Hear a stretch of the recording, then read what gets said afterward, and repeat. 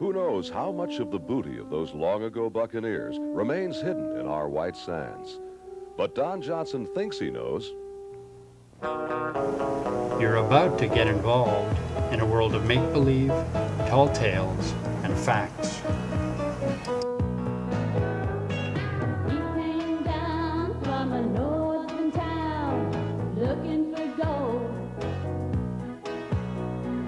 He said, I gotta reach for the sky before I get too old. What we feel is there is treasure because all the clues point and indicate that.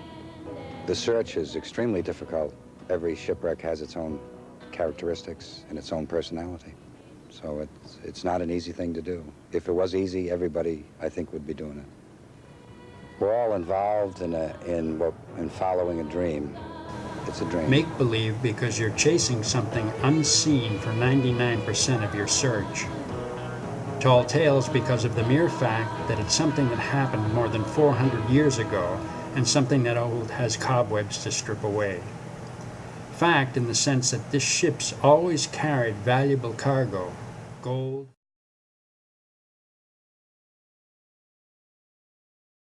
Honestly, I'd love to finish the Capitana because it's not finished. We were told that it's not true.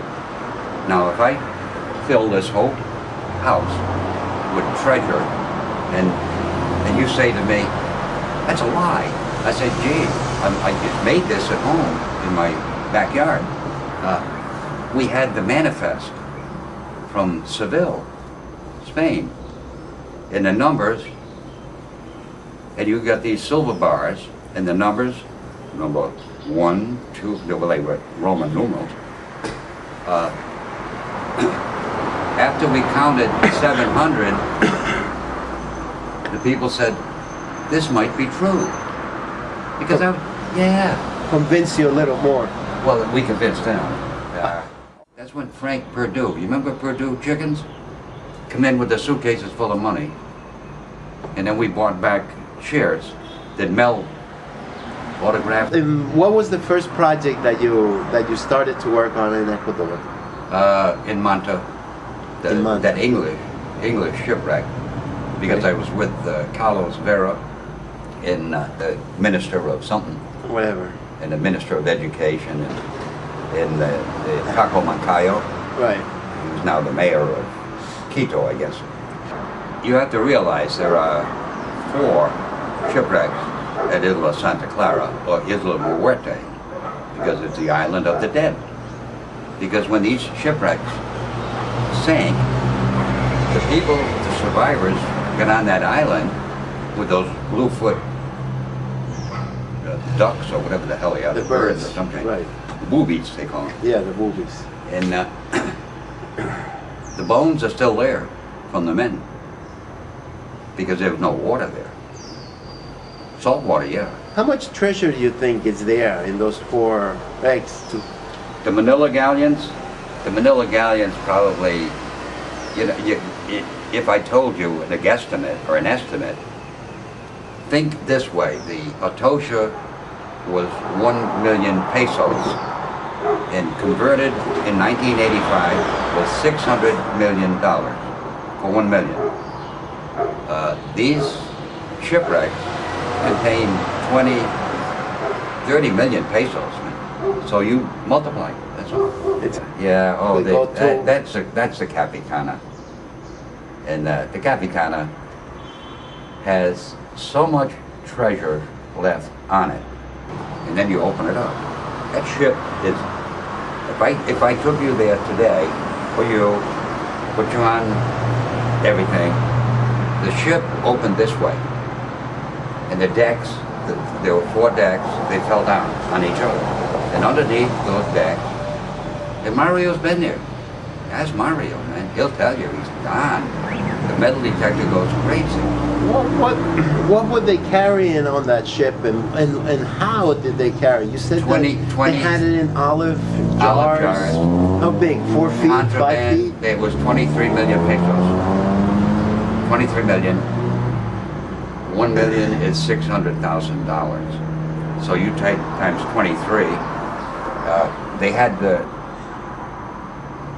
reason the ship sank is because they had so much contraband that it fucked up the compass, and they hit the rocks. The Capicana can be done. Of course it can. You know where it is. I can walk you to it. I take you there. Mario can take you there. Morales can take you there. I take you right there, man. I found it in 1991.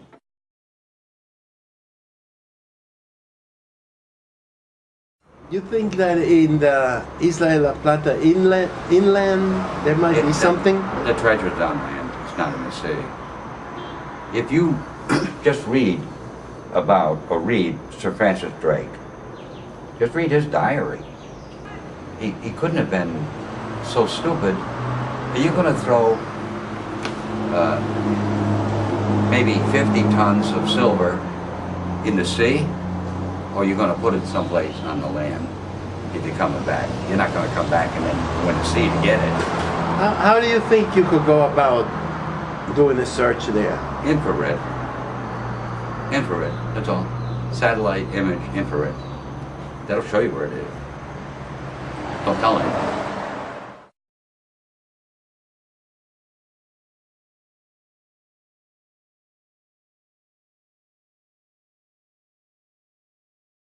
These treasure ships are there. And I would welcome any man or woman, better a woman, that come, jump in the water, touch it, and tell me that it's not real. Because it's real. And it's true, man. Cut. They could be welcome to come and see, because you can't hide these things, and you cannot hide in the sea from anybody. It's obvious what you're doing, so it's an open book, open story. You have information from Cartagena, Havana, Seville, and Veracruz. And also Lima. This is true, man. The history is there. If you don't want to spend your money, if you want to spend your money, go to Vegas. I don't want your lunch money. I don't want to so that you don't have food. But if you have the gambling money, well, I always say, this is house money. This is fun money. If you get some fun money, have some fun. What's wrong? Not hard to do, not hard to think about. And you're not going to get scammed. And nobody's going to give you that one.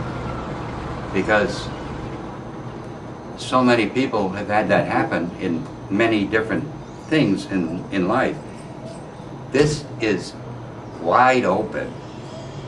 When you go for treasure, you can't hide. How can you hide? There's no place to hide.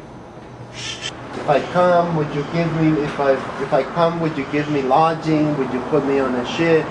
Would you came to visit, would you put me on the boat? No. If you come to visit, how would you treat me?